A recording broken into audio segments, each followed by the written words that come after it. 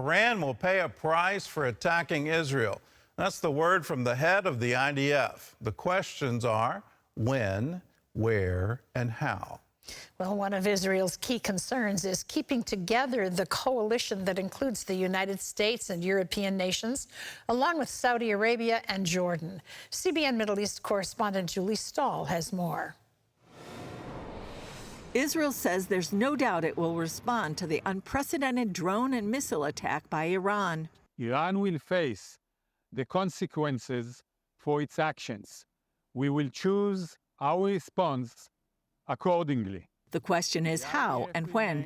Reserve Brigadier General Amir Avivi tells CBN News they presented plans for striking back even before the attack. These plans really can be from, cyber attacks to destroying nuclear plants to completely wiping out the oil production of Iran, sinking their navy. There are so many possibilities. Still, the White House continues to press Israel not to take retaliation too far. We don't want to see a war with Iran.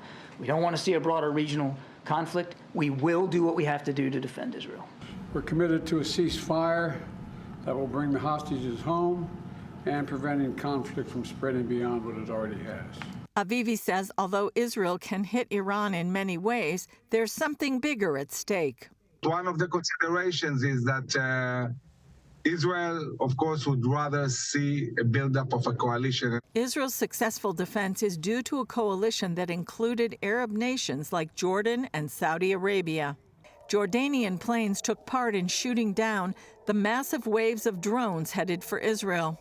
The Jerusalem Post reports Saudi Arabia acknowledged its part in the coalition. It's also blaming Iran for instigating the October 7th attack by Hamas to thwart normalization of relations between Israel and Saudi Arabia. The fragile coalition is part of a U.S.-led effort to build a Middle East alliance that recognizes the danger that Shia Iran poses to Sunni Muslim nations and Israel. In an article in the Wall Street Journal, one U.S. official said the Abraham Accords made a significant difference by allowing the countries to work together openly. Israel's defense was strengthened by a coalition of countries led by the United States and working together. Avivi says the coalition, which also included Britain and France, understood they could be next. The U.S. see ballistic missiles flying more than 1,000 kilometers in 10 minutes towards Israel. They understand they're next. These ballistic missiles can reach Europe. They will reach also the U.S. And in a year or two, they can be nuclear. So we need to deal decisively with this threat from Iran and really build a coalition that will be willing to pose a military threat and deal with these challenges. While the U.S. says it won't take part in a strike on Iran, it's committed to defending Israel. CBN White House correspondent Abigail Robertson reports that Biden is pushing Congress to swiftly pass more foreign aid. The White House called Iran's attack, which caused virtually no damage, a spectacular and embarrassing failure, although it also made clear Iran's intent to cause destruction in Israel. The administration is urging the House to pass the bipartisan national security supplemental that already cleared the Senate so that Israel and Ukraine can continue to defend themselves. Meanwhile, protesters blocked roads and bridges in multiple cities across the U.S., protesting Biden's support for Israel. Julie Stahl, CBN News, Jerusalem. Well, before Israel responds to this Iranian attack, I would encourage them to take care of business in Gaza first.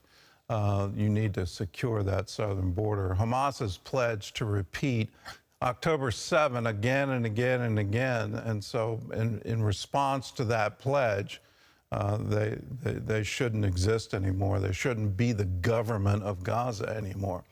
And it's the same for Iran. It's not the Iranian people, it's the Islamic Republic. That is what is fueling all of this. And they keep, standing up Israel as this huge enemy. And I think it's some kind of effort to stay in power. For the past 2 years, they've been lynching their own people. If you protest against the Iranian government and against their policies, they are going to hang you in the public square. if you're a woman and you don't wear your headscarf properly, they're going to beat you to death. You look at these things, and where in the world do you find anybody that says, I want to support their struggle against Israel?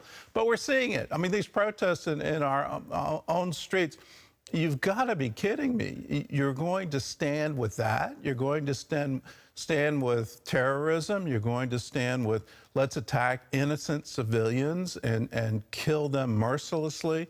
Why in the world would you ever stand with that kind of action? But we're seeing it, and it's this whole ideology that Israel has to be wiped off the map. We stand with Israel. Israel has a right to exist, and that's been established under international law. The rest of the region is willing to accept that. I think the Iranian people are willing to accept that and live in peace with Israel. But it's the Islamic Republic, it's this radicalization that has happened, and that is our enemy, and that's what we need to fight.